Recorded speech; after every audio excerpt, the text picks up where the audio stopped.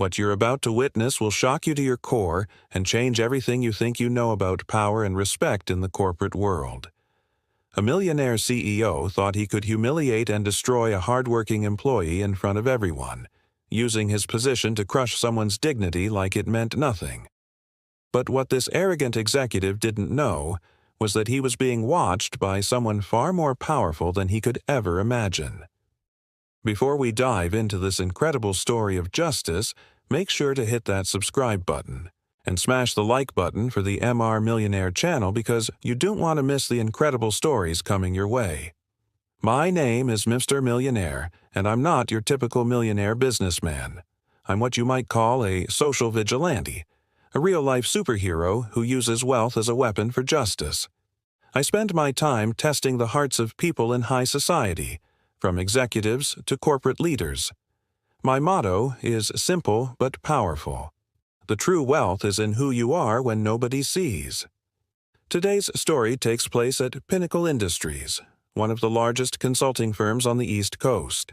The target of my test was Marcus Wellington, the CEO who had clawed his way to the top through manipulation and stepping on anyone who got in his way. Marcus was everything wrong with corporate America wrapped up in an expensive suit. My plan was elegant in its simplicity. I had arranged to have myself hired as a temporary janitor for the building.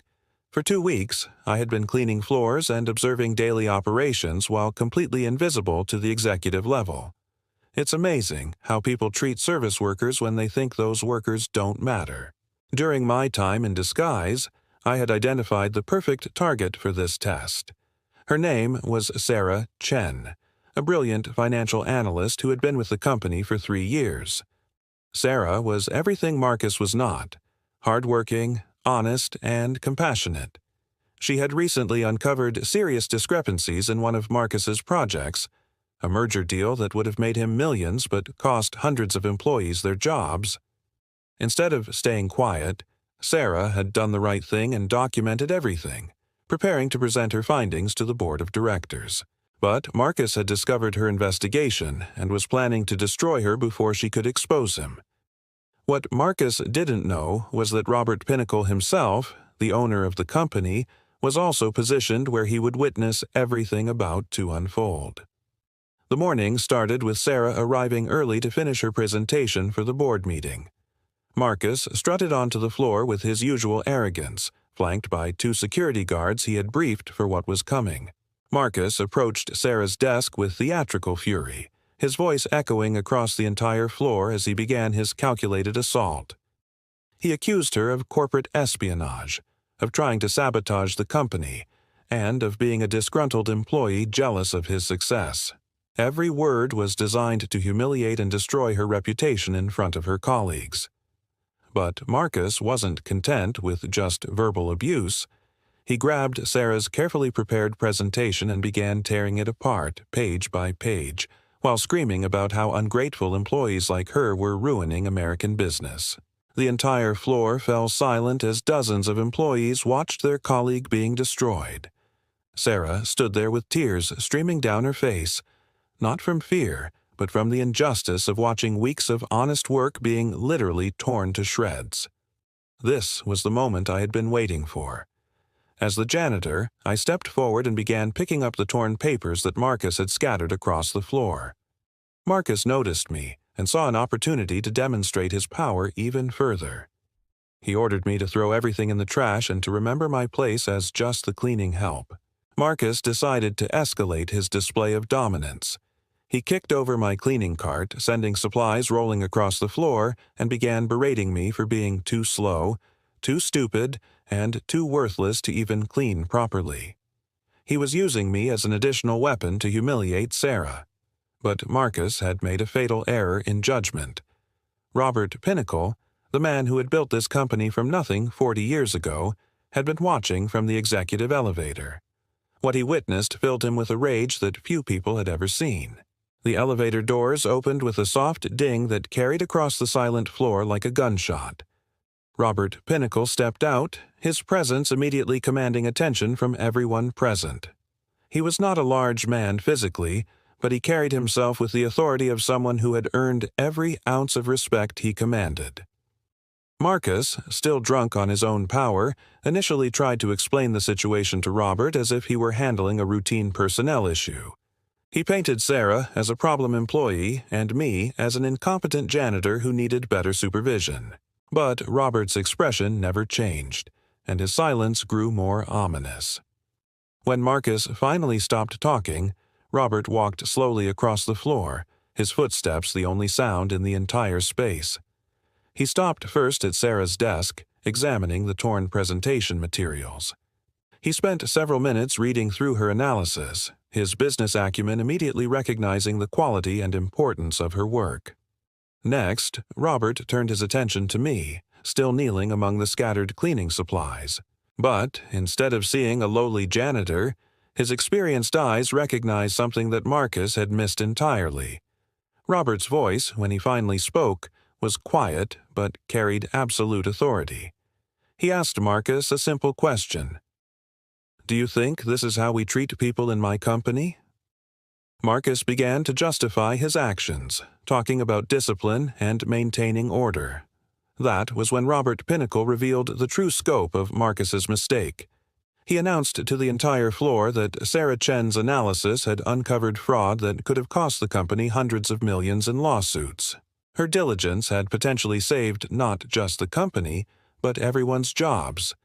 Instead of being rewarded, she was being punished by an executive covering up his own incompetence.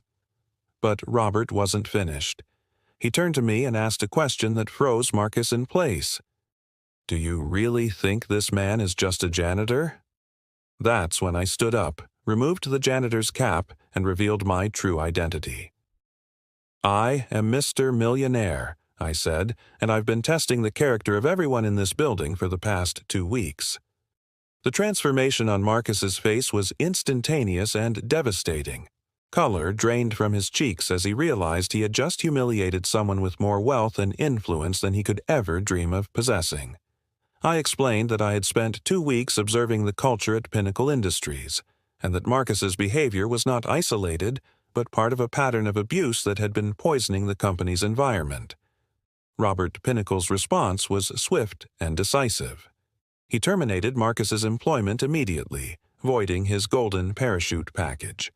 But the punishment didn't stop there. Robert announced that Sarah Chen would be promoted to Marcus's position, with full authority to implement the changes needed to prevent the fraud she had uncovered. As security escorted Marcus from the building, I delivered the lesson this entire experience had been designed to teach. I looked directly at the disgraced executive and spoke the words that define everything I do. The true wealth is in who you are when nobody sees. You had every advantage, every opportunity to be a leader worth following. Instead, you chose to be a bully and a fraud, and now everyone sees exactly who you really are. The real victory belonged to Sarah Chen, who had shown more courage and integrity in 2 weeks than Marcus had displayed in his entire career. I personally wrote her a check for $50,000 as a reward for her honesty. The lesson here extends far beyond one company or one corrupt executive. This story demonstrates that character is destiny, and that how we treat others when we think nobody important is watching reveals our true nature. Marcus thought he was untouchable because of his position, but he learned that real power comes from integrity. Marcus Wellington found himself unemployable in his chosen field. Word of his behavior spread quickly through professional networks, and no reputable company would risk hiring someone with such a documented history of abuse and poor judgment. This is why I do what I do. This is why I've dedicated my wealth and time to testing the character of those in positions of power. Too many people believe that money and position give them the right to treat others as disposable objects. The true wealth is in who you are when nobody sees. This principle guided every decision made that day. Sarah showed her wealth of character by choosing integrity over safety. Robert showed his wealth of leadership by supporting what was right over what was profitable. And Marcus revealed his poverty of spirit by choosing cruelty over compassion. Subscribe to Mr. Millionaire right now. because these stories of justice, transformation, and the power of character are going to change how you see the world around you. The ultimate lesson from today's story is that we all have the power to be heroes in someone else's life, and we all have the responsibility to stand up for what's right when we see injustice occurring. The true wealth is in who you are when nobody sees, but, as Sarah Chen learned, someone is always watching, someone always cares, and character always matters.